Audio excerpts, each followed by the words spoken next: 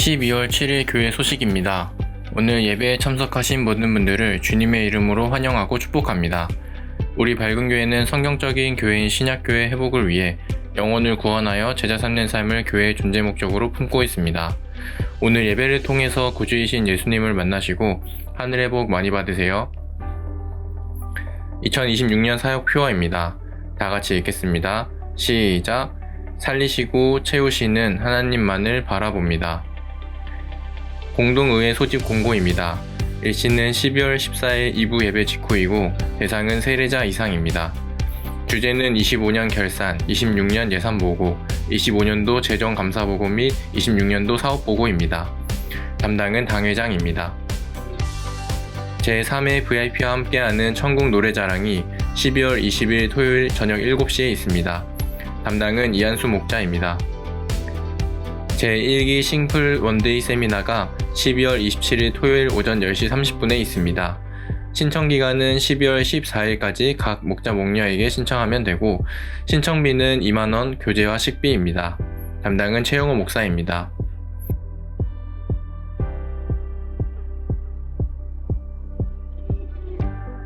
예배 회복이 신앙의 회복입니다. 주일 연합 예배, 전도서 강해 10일, 살리는 지혜, 수요 예배, 정말훈련 19, 영적 습관. 설교 동영상을 보며 말씀의 삶을 살려고 노력합니다. 설교 동영상으로 VIP와 결석한 목원들을 섬깁니다. 돕는 기도 부탁드립니다. 주님, 26년도에는 살리시고 채우시는 하나님만을 바라보며 살아가도록 도와주시옵소서. 주님, 우리 모든 성도들이 정식기도와 말씀 묵상을 통하여 성령님의 인도를 받으며 살아가도록 도와주시옵소서. 주님, 목장마다 기도와 섬김으로 한 명의 VIP가 세례받고 그 목장이 분가하도록 도와주시옵소서. 주님, 우리 자녀들이 하늘의 복과 땅의 복을 누리며 살아가도록 은혜를 베풀어 주시옵소서.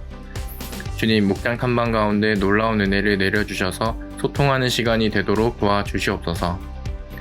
교회 청소섬김 목장입니다. 12월 6일은 대학원 목장, 13일은 어울림 목장에서 섬겨주시겠습니다. 교회 중식 섬김 목장입니다. 12월 7일은 작은교회 목장, 14일은 어울림 목장에서 섬겨주시겠습니다. 항상 교회를 섬기시는 밝은 가족들이 자랑스럽습니다. 금주의 한마디입니다. 공동의회는 세례 교인의 의무이며 책임입니다. 그래서 기도하시고 꼭 참석하셔야 합니다. 우리 밝은 교회의 미래를 위해 기도해 주시길 부탁드립니다.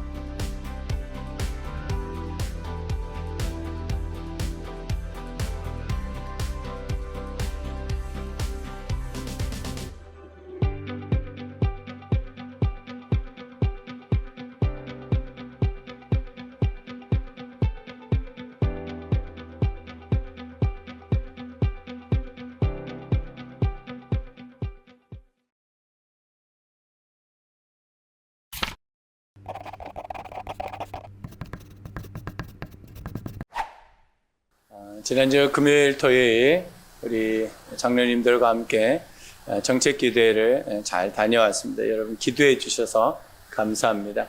정책기도회를 시작하는 금요일 날 저희가 교회에서 11시 좀 넘어서 출발하게 됐는데 출발을 해서 포천 쪽으로 저희들이 포천인가요? 연천인가요? 그쪽으로 이제 이동을 해서 맛있는 집을 가서 밥 먹자. 그래가지고 맛집을 이제 찾아서 밥을 같이 먹고 거기에서 포천이 가까워서 봤더니 포천 아트밸리라는 곳이 있더라고요.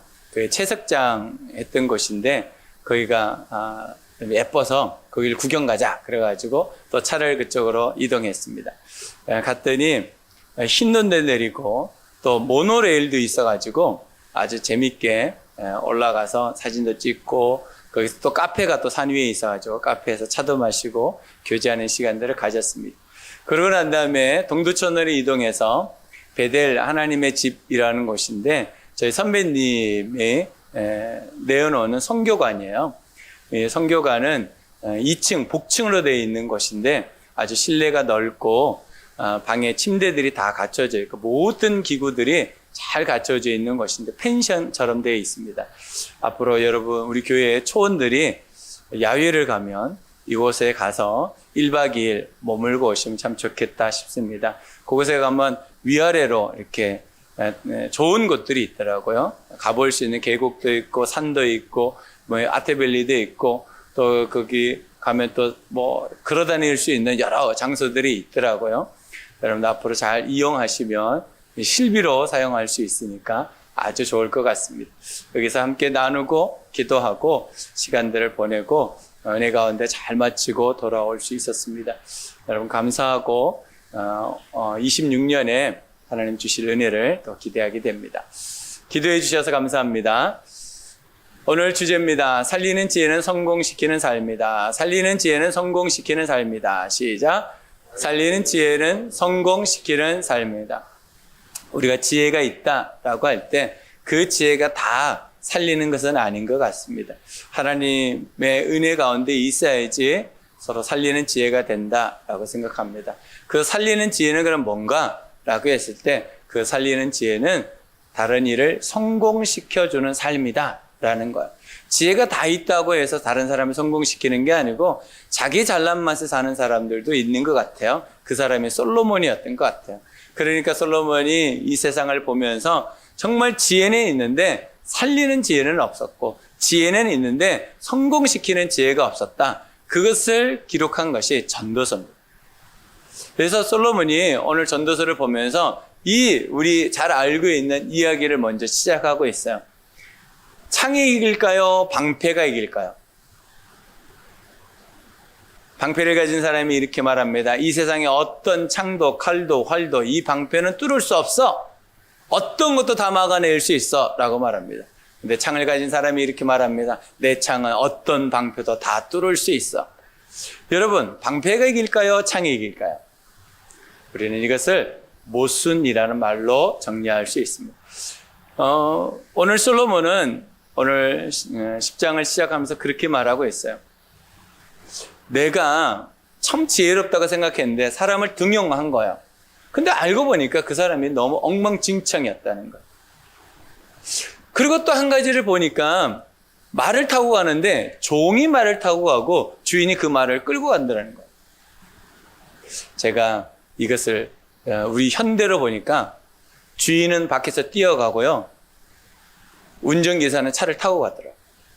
운동한다고. 그때도 그러지 않았을까? 근데 솔로몬이 보기에 이게 못쓴 덩어리가 이 세상에 너무 많더라는 거예요. 여러분 삶 속에서 이 모순을 경험한 적 없습니까? 이 창과 방패를.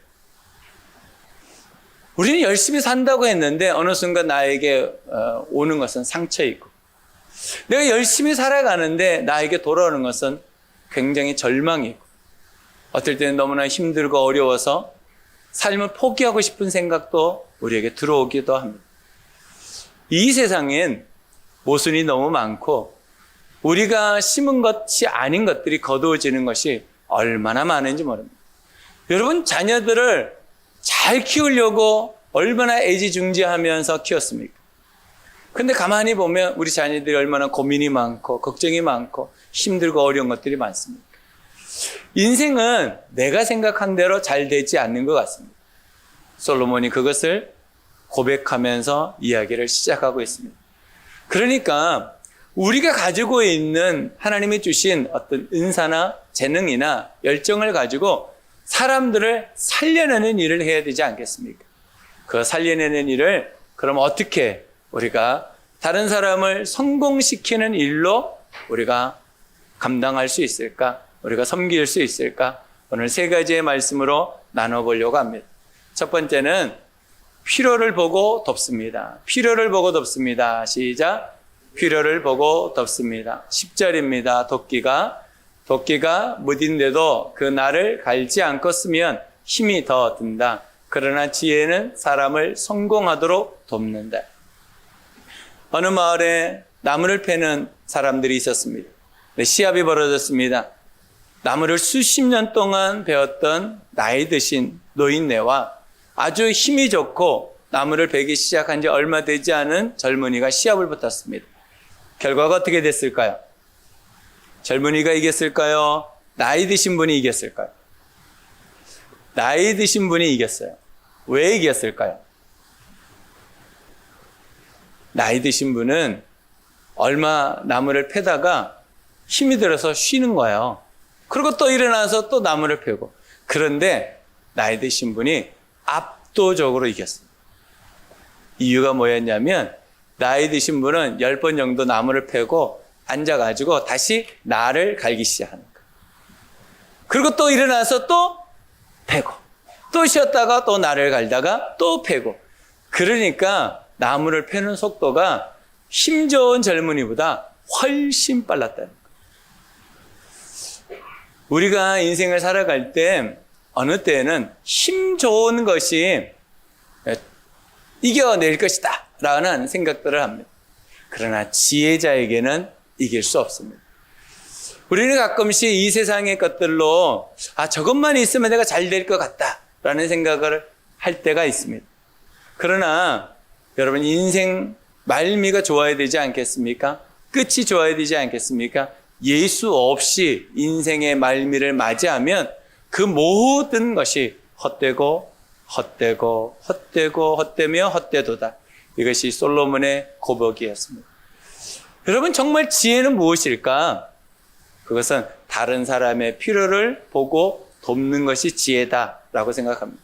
그러면 다른 사람의 필요를 보려면 우리에게 필요한 게 뭐가 있을까? 그것은 관심입니다. 관심을 가질 때 필요가 보입니다. 관심이 없으면 필요가 보이지 않습니다. 관심을 가진다는 것은 무엇입니까? 내가 그 사람에게 들려오는 소리나 그 사람의 움직임을 내가 자세히 보는 겁니다. 들리는 겁니다. 여러분 사랑을 하면 그렇게 되더라고요. 저도 사랑을 해보니까 집사람이 지나가는 말을 한 거예요. 그냥 지나가는 말을 한 거야. 그런데 저에게는 아주 크게 들렸어요. 그러니까 어떻게 해요? 다음에 만날 때는 그것을 사다가 갖다 주는 거죠. 이거 왜 줘? 아니 당신이 필요할 것 같아서. 어떻게 알았어? 그냥 알았어. 지나가는 말을 했는데 크게 들리는 거. 왜요? 관심이 있으니까. 여러분 관심이 있으면 사람의 동작 하나하나가 나에게는 아주 크게 보이고 정확하게 보입니다. 근데 관심이 없으면 옆에서 아무리 말을 해주고 수천 번을 해줘도 안 들립니다. 여러분 관심은 그런 겁니다. 그러니 여러분 우리가 다른 사람의 필요를 보고 도우려면 하나님 저에게 관심을 가질 수 있도록 도와달라고 기도하셔야 돼요. 관심이 있어야 됩니다. 우리 자녀들을 키울 때 부모님을 섬길 때 관심이 있어야지 제대로 섬길 수 있지 않겠습니까? 우리가 교회 생활을 하고 일터 생활을 하고 목장 생활을 할 때도 관심이 있어야 됩니다. 관심이 없으면 안 보이고 안 들립니다. 관심을 가지기 시작하면 안 들리는 것들이 들리고요. 안 보이는 것들이 보여집니다. 그러니까 기도하시면 좋겠어요. 하나님 저에게 관심을 주십시오. 또 하나는 이 관심과 함께 또 하나가 있어야 됩니다. 그래야지 필요가 채워지는데 그것은 헌신입니다. 내가 다른 사람에게 헌신해야 됩니다. 근데 헌신은 우리가 생각하기엔 내가 가지고 있는 것으로 다른 사람을 섬기는 것, 나의 풍성함을 가지고 섬기는 것, 그것도 헌신입니다. 그러나 우리가 진짜 그 사람을 살리고 세우려면 어떤 헌신을 해야 되냐면 나에게 부족한 것으로 상대편을 섬기는 거예요. 그럴 때 진짜 헌신이 됩니다. 시간이 없는 분들이 많죠. 현대인들은 너무 바쁩니다. 그럼에도 불구하고 그 시간을 떼어서 다른 사람을 섬겨보십시오. 그러면 섬김받는 사람이 이렇게 생각합니다. 저 사람은 시간이 없는데 어떻게 나한테 이렇게 시간을 내지? 그러면 대접받는 기분이 납니다. 여러분 재정이 없는 분들이 있습니다. 우리 교회는 그렇게 큰 부자들이 없으니까. 그런데 우리 목자 목녀님들이 목원들을 섬겨요. VIP를 섬겨요. 그럴 때 목원들과 VIP가 무슨 생각을 하겠습니까? 저 사람은 저렇게 큰 부자가 아닌데 어떻게 나를 이렇게 섬기지?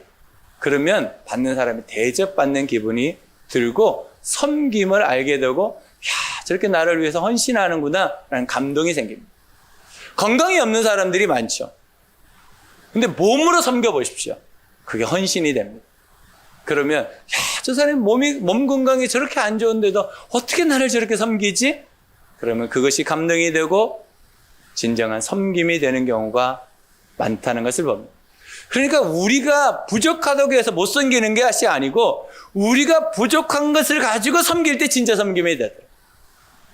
여러분 여러분들에게 나는 이것도 못하고 저것도 못해 라고 말하는 그것으로 섬겨보십시오. 그것이 헌신이 되고 그 사람의 필요가 채워지면서 우리에게 되돌아오는 부메랑이 있습니다. 내가 그렇게 관심을 가지고 헌신하고 난 다음에 나에게 돌아오는 부메랑이 뭡니까? 그게 보람입니다. 나는 분명히 힘들고 어렵지만 하나님이 주시는 마음에 따라서 내가 섬길 때 하나님은 우리에게 보람을 주십니다. 우리는 그 보람을 가지고 다시 힘을 내서 또 살아갈 수 있는 것이죠. 그 보람을 계속 우리가 경험하게 되면 우리의 결론은 뭐가 되냐면 내 인생은 가치 있는 인생이야 라고 생각합니다. 여러분, 어떤 사람이 가치 있는 삶을 살아갑니까? 나는 부족하고 연약하지만 주님 말씀 앞에 순종하여 섬기는 삶, 헌신하는 삶, 관심을 가지고 하나님 앞에 나아가는 그 삶을 살 때 그 인생은 진짜 가치 있는 삶, 하나님이 인정하는 삶이 되는 것입니다. 여러분, 우리가 서로의 필요를 돌아보고 돕는 우리 모든 성도들이 되시기를 주님의 이름으로 축복합니다. 그게 진짜 지혜가 있는 것이고 살리는 삶이 되고 그것으로 우리는 서로 성공시켜주는 놀라운 은혜가 있을 줄로 믿습니다. 두 번째는 살리는 말로 덮습니다. 살리는 말로 덮습니다. 시작. 살리는 말로 덮습니다. 12절입니다. 지혜로운 사람은 말을 해서 덕을 보고 어리석은 사람은 제 입으로 한 말 때문에 망합니다. 여러분, 우리가 이것을 너무나 많이 경험합니다. 산에 가서 여러분 욕 한번 해보십시오. 그 욕이 누구에게 돌아오나? 아주 명확하게 자기에게 탁 돌아옵니다. 이게 꼭 그런 거거든요. 내가 다른 사람을 살리고 세우는 말을 하면요, 그것 때문에 내가 삽니다. 그래서 우리는 될 수 있으면 어떤 말을 하려고 노력해야 되냐면 살리고 세우는 생명 언어의 삶을 살아야 됩니다. 그런데 그게 잘 안 됩니다. 그래서 우리는 훈련하는 거죠. 연습하는 겁니다. 그래서 공동체 안에 있어야 되는 거예요. 나 혼자 있으면 내가 무슨 말을 하고 사는지 잘 몰라요. 근데 공동체 안에 있으면 내가 무슨 말을 하는지 다 거울이 되어주고 다 반사판이 되어서 메아리가 돼서 나에게 들려지게 되고 내가 온전한 사람으로 성장하게 된다. 여러분, 살리는 말로 서로를 살리고 세우는 삶을 살아가시기를 주님의 이름으로 축복합니다. 13절입니다. 어리석은 자의 입에서 나오는 말은 어리석음으로 시작해서 사악한 광기로 끝난다. 어리석은 말, 우매한 자들의 말은 결국엔 사람을 미치게 만든다. 여러분, 말하는 사람도 그렇고요, 듣는 사람도 망합니다. 14절입니다. 그런데도 어리석은 자는 말을 하고 또 한다. 무슨 일이 일어날지 아는 사람은 없다. 앞으로 일어날 일을 말해줄 수 있는 사람이 누구인가? 내가 지금 무슨 말을 하고 있는지도 모르는 그런 삶을 산다면 얼마나 어리석은 겁니까? 여러분, 일단 해놓고 보자. 이거 안 됩니다. 일단 해놓고 보자. 안 됩니다. 상처받으면 그 상처를 빼내는데 얼마나 많은 시간이 걸립니다. 우리가 평생 힘들고 어려운 이유가 무엇입니까? 상처 때문 아니에요? 누군가의 그 한마디 때문에. 그 한마디가 내 평생을 좌우하는 경우가 얼마나 많은지 모릅니다. 그러니 해놓고 보자. 그거 안 됩니다. 여러분, 될 수 있으면 말을 할 때는 살리고 세우는 말을 하셔야 합니다. 그러면 그 살리고 세우는 말을 어떻게 해야 되냐? 말의 양면성이 있습니다. 말은요, 살리기도 하고 죽이기도 합니다. 그러니까 내 입에서 나오는 말이 어떤 말이 되냐면 생명의 말씀이 돼요. 그러려면 내 안에 뭘 채워야 돼요? 말씀을 채워야 돼요. 말씀을 읽고 또 읽고 또 읽고 듣고 또 듣고 배우고 또 배우고 내 마음 안에 말씀으로 계속 채워보십시오. 하나님의 말씀으로 채우면요, 여러분이 입이 살리는 말이 나옵니다. 어느 때는 이런 말을 합니다. 성경 크게 읽어놓고 말은 죽이는 말을 하고 읽지 마! 속지 마십시오. 변해가고 있는 겁니다. 변해가고 있는 겁니다. 기도 그렇게 해놓고 사람 죽이는 말 하는 기도하지 마! 속지 마십시오. 변해가고 있는 겁니다. 여러분, 사단은 우리에게 말 못하게 하고 분노와 성질로 살아가게 합니다. 성질로 살아가지 말고 성품으로 살아가요. 그러려면 내 입을 다스려야 되는데 그 입은 뭘로만 다스리냐면 생명의 말씀이 아니면 다스려지지 않습니다. 아무리 다짐해 보십시오. 잘 안 됩니다. 내가 25년도 시작하면서 내가 이렇게 해야지, 말 이렇게 해야지. 잘 되든가요? 나중에 돌아보면 내가 왜 그렇게 쓸까? 후회거리들이 한두 가지가 아닌 것을 봅니다. 여러분, 살리는 말, 그것은 말씀이 나에게 차여졌을 때 살리는 말이 나온다는 것을 꼭 기억하시기를 주님의 이름으로 축복합니다. 세 번째는 마음으로부터 돕습니다. 마음으로부터 돕습니다. 시작. 마음으로부터 돕습니다. 20절입니다. 마음속으로라도 왕을 욕하지 말며 잠자리에서라도 존귀한 이를 저주하지 말아라. 하늘을 나는 새가 내 말을 옮기고 날짐승이 내 소리를 전할 것이다. 그래서 반말은 쥐가 듣고 낱말은 새가 듣는. 다 듣습니다. 안 듣는 것 같습니까? 다 듣습니다. 특별히 여러분의 소리를 누가 제일 잘 듣습니까? 여러분의 자녀들이 듣고 있습니다. 저는 여러분들은 하나 둘이잖아요. 저는 4명이라 도망갈 길이 없어요. 사방팔방으로 제 얘기를 다 듣고 있어요. 그래서 제가 제일 무서워하는 이야기 중에 하나가 이거예요. 아버지가 해놓고 아버지가 그랬잖아. 그 말을 들으면 제가 할 말이 없어요. 변명의 여지가 없습니다. 왜냐하면 제가 그걸 뿌렸기 때문에. 여러분, 우리가 어떤 말을 할 때는 그 말이 어디서부터 시작하는지 아십니까? 그 출발 지점이 마음. 내 마음에 쌓인 것이 나오는 거지 내 마음에 없는데 나온다? 그런 경우는 없습니다. 내 마음에 쌓여 있으니까 나오는 거예요. 쌓여 있으니까. 마태복음 12장 34절입니다. 독사의 자식들아 너희가 악한데 어떻게 선한 것을 말할 수 있겠느냐? 마음에 가득 찬 것을 입으로 말하는 법이다. 아무리 내가 겉으로 포장하고 싶어도요, 말은 포장을 못합니다. 왜냐하면 내 마음에 있는 것이 툭 튀어나오기 때문에. 이걸 제어하기가 무엇보다도 힘듭니다. 제가 신앙생활을 시작했던 교회가 조그만 교회였는데 그곳에 국가대표 야구선수가 왔어요. 부부가 왔거든요. 신혼 부부가 왔어요. 아기를 이제 조금 있다가 임신을 하고 했던 그 부부인데 이 부인이 우리가 이제 그 집에 라면을 먹으러 갔어요. 한 집이 붙잡히면 IGT가 되잖아요. 라면을 먹는데 그 부인이 남편을 막 질책을 하는 거예요. 그래서 무슨 질책인가 봤더니 86 아시안 게임에 이분이 이제 우리나라 국가대표로 야구선수로 나갔다 오신 분이거든요.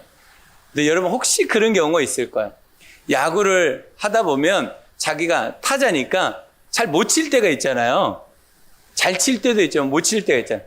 그래가지고 투수가 너무 잘 던져가지고 헛스윙을 한 거예요. 근데 헛스윙 하면서 딱 돌아섰는데 욕을 한 거예요. 근데 그게 카메라에 딱 잡힌 거예요. 그런데 부인이 그걸 본 거예요. 그러고 퇴근할 때까지 기다리는 거지. 칼을 갈면서.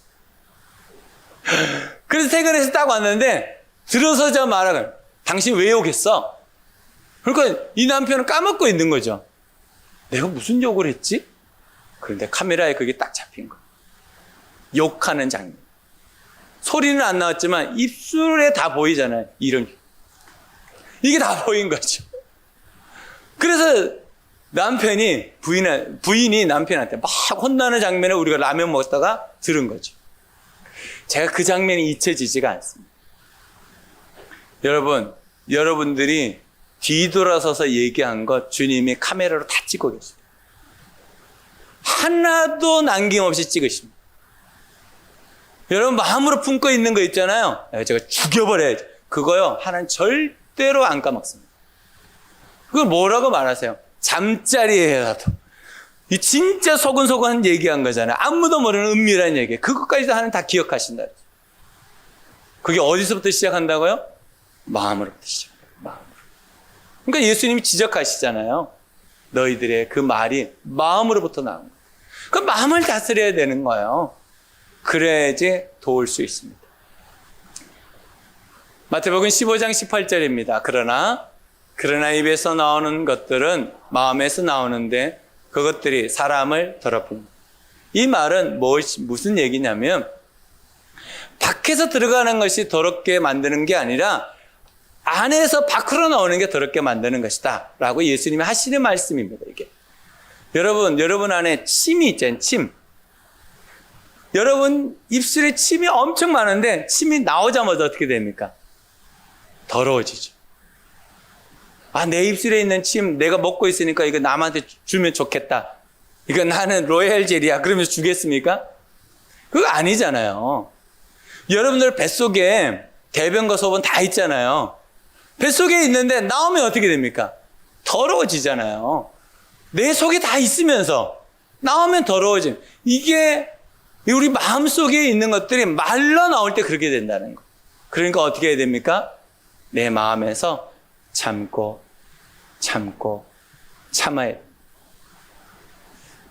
이게 우리의 숙명이에요. 하나님께서 우리를 향해서 내가 너를 사랑해 라고 말씀하실 때 그 한마디 하려고 100번 1000번 참고 하신다고. 얼마나 우리를 위해서 참아주시는 분이신지를 여러분 기억하셔야 됩니다. 여러분 부모님이 여러분 키울 때 그렇게 키운 거예요. 여러분 생각 안 날지 몰라요. 그렇게 키운 겁니다. 사랑과 사랑 관계를 무너뜨리는 건 뭡니까? 이 참지 못하면 무너집니다. 다 무너집니다. 아무리 공동탑을 높이 쌓아도 참지 못하면 다 무너집니다. 여러분 한 해를 시작하면서 하나님께 기도하셔야 됩니다. 하나님 내가 참을 수 있도록 도와주십시오. 그러지 않고 나오면요 내 속에 있을 때는 괜찮은데 나와버리면 죽이게 됩니다. 마음으로부터 시작합니다. 그러니 하나님 내 마음을 다스려 달라고 기도하셔야 됩니다. 저는 제가 이 그림을 만들었거든요. 잘 그렸죠? 제가 문자를 넣고 애한테 이 그림 그려줘 그랬더니 이 그림을 그려주더라고요. 이 그림의 제목이 가려주심의 은혜. 제 인생을 바라보니까 그렇더라고요. 제가 이제 몇 년이 있으면 사역 시작한 지 40년이 되거든요. 근데 40년을 지나서 제 인생을 봤는데 그렇게 많이 안 변했더라고요. 여전히 화내고 여전히 삐지고 여전히 욕하고 여전히 미워하고 여전히 하나님 앞에 변화되지 않은 것들이 얼마나 많은지 몰라요. 여전히 그 장면에서 넘어지고 그 상황에서 넘어지고 그런 사람의 반응들을 보면 속상해하고 어려워하고 여전히 제가 그러더라고요. 그런데 어떻게 제가 이 시간까지 버틸 수 있었을까? 기도하는데 하나님께서 이 마음을 주시더라고요. 내가 가려준 거야. 내가 가려준 거야. 네가 그렇게 죄와 허물이 많은데도 내가 다 가려준 거야. 네가 천국에 올 때까지 내가 가려줄 거야. 걱정하지 마. 여러분, 우리가 잘해서 뭔가가 된 것이 아니고 가만히 생각해 보니까 우리는 여전히 죄악되고 여전히 허물이 많고 그런데 하나님 우리를 가려주시고 계시더라고요. 하나님의 그 은혜가 아니면 우리가 어떻게 하루하루의 삶을 살아갈 수 있겠습니까? 하나님의 그 가려주심이 우리를 살게 하는 은혜다라는 것을 깨닫게 됩니다. 여러분, 여러분의 마음을 누가 가려줘야 됩니까? 여러분의 결단과 여러분의 다짐으로 됩니까? 안 된다는 것을 우리가 얼마나 많이 경험합니까? 안 되잖아요. 하나님이 가려주셔야 돼요. 그러니 기도하십시오. 하나님 저 좀 가려주십시오. 이 모난 부분들, 이 못난 부분들, 아직도 내가 갈아지지 않고 아직도 뾰족뾰족한 나의 모습 좀 가려주십시오. 하나님의 은혜만 가능합니다. 이게 뭘까요? 식혜입니다. 제가 행복한 삶을 강의할 때마다 꼭 식혜 얘기를 합니다. 왜 할까요? 제가 어릴 때 식혜를 보니까 가만히 두니까 위에 식혜물이 아주 깨끗한 물이 되더라고요. 시간이 지나니까. 근데 식혜를 먹을 때는 어떻게 해요? 흔들어가지고 아니면 숟가락을 넣더니 저어가지고 마시잖아요. 제가 그것을 보면서 깨달은 것이죠. 내가 평안할 때는 괜찮은 기독교인 같은 거죠. 내가 아무 일이 없을 때는 괜찮은 크리스찬 같은 거죠. 근데 위기가 딱 벌어지고 내 마음에 뭔가가 딱 걸리면 다시 흥크러지고 또 복잡해지더라고요. 그래서 제가 깨달은 것은 우리는 변하지 않는다는 거. 여러분 변한 것 같습니까? 여러분 어느 순간이 딱 되면 다시 뿔날 거려? 이전의 목소리 다시 나올 거려? 다시 발톱 딱 내밀 거려? 우리 하나님이 가려주지 아니하시면 우리는 살아갈 수 없는 사람들이에요. 내가 잘한 것 같지만, 잘 해낼 것 같지만 한계가 있습니다. 시편 32편 1절입니다. 허물의 사함을 받고 자신의 죄가 가려지는 자는 복이 있다. 하나님의 이 복이 우리에게 있어야지 함께 살 수 있습니다. 그러지 않으면 우린 못 삽니다. 하나님의 가려주시는 이 은혜가 아니고서는 살아갈 수 없음을 여러분 인정하시기 바랍니다. 히브리서 8장 12절입니다. 내가 그들의 불의를 긍휼히 여겨 그들의 죄를 다시는 기억하지 아니하리라. 여러분, 하나님께서 우리의 죄를 기억하지 않는다는 말을 어떻게 이해하고 계십니까? 정말 하나님 기억하지 않을 수도 있습니다. 그런데 제가 이 말씀을 붙잡고 생명의 삶을 강해하기 위해서 기도하는데 하나님 그런 마음을 주시다. 내가 정말 모르는 것 같아? 내가 정말 다 잊어버린 것 같아? 하나님 그거 아니면 뭡니까? 내가 모른 채 해주는 거야. 내가 다 알고 있는데 모른 채 해주는 거야. 하나님이 주시는 마음이 그거더라. 하나님 다 알고 다 기억하고 계신데 모른 채 해주시는 거야. 그래서 우리를 위로하고 격려하기 위해서 하시는 말씀은 뭐냐면 다시 기억하지 않는다라는 거예요. 하나님은 모른 채 해주시는 은혜가 있습니다. 하나님 우리를 용서하시고 다시 그 얘기를 꺼내지 않으려고 모른 채 해주시는 겁니다. 그게 하나님의 은혜입니다. 가려주시는 은혜. 이 작품의 제목 여러분 꼭 기억하십시오. 가려주심의 은혜를 기억하시고 사셔야 돼요. 이번 한 주가 내가 어떻게 지혜로운 사람으로 살아갈 것인가. 여러분 가족 정말 성공시켜주는 섬김으로 살아가십시오. 여러분들의 일터 속의 동료들 성공시켜주는 삶으로 살아가십시오. 여러분 목장에 있는 목장 식구들 정말 성공시키기 위해서 살아가시기 바랍니다. 우리 교회 성도들을 생각하면서 기도하실 때 하나님 성공시켜 주십시오. 살려주십시오. 채워주십시오. 은혜를 내려주셔서 승리할 수 있도록 도와달라고 간절히 기도하십시오. 그 시작은 하나님이 나를 가려주고 계시다는 그 은혜부터 시작하셔야 됩니다. 그렇구나. 내가 죄와 허물이 너무나 많은데 내가 하나님 앞에 도저히 설 수 없는데 하나님이 나를 가려주고 계십니다. 이 은혜를 기억하면서 이번 한 주간 승리하시기를 주님의 이름으로 축복합니다. 기도하겠습니다.